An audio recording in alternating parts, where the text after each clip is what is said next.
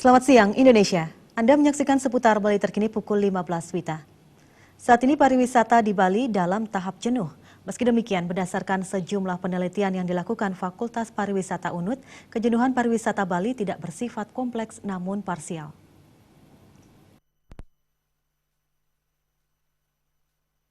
Kejenuhan pariwisata di Bali menurut Akademisi UNUD I Gusti Agung Eke Mahagangga bersifat parsial dan tidak secara substansi.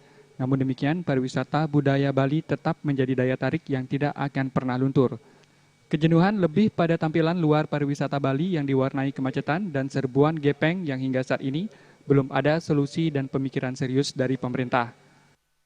Tapi perlu dipikirkan misalnya ya, kejenuhannya itu bukan di substansi. Tapi kalau di Kuta misalnya kemacetan misalnya, traffic misalnya, kemacetan. Orang kan mulai jenuh tentang itu ya.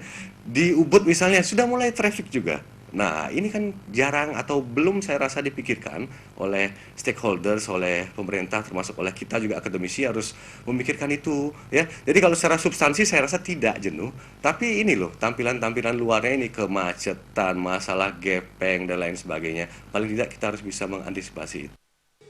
Untuk itu ke depan semua pihak baik pelaku pariwisata, akademisi, pemerintah maupun masyarakat diharapkan ada koordinasi dan sinergi untuk mencari solusi dan kejenuhan pariwisata di Bali ini. Diharapkan jangan sampai hal ini berdampak buruk pada pariwisata Bali ke depan. Purnama dan Gung Krisna, Bali TV. Pemirsa, demikian seputar Bali terkini kali ini. Nantikan informasi menarik kami dalam seputar Bali terkini 1 jam mendatang. Salam Indonesia.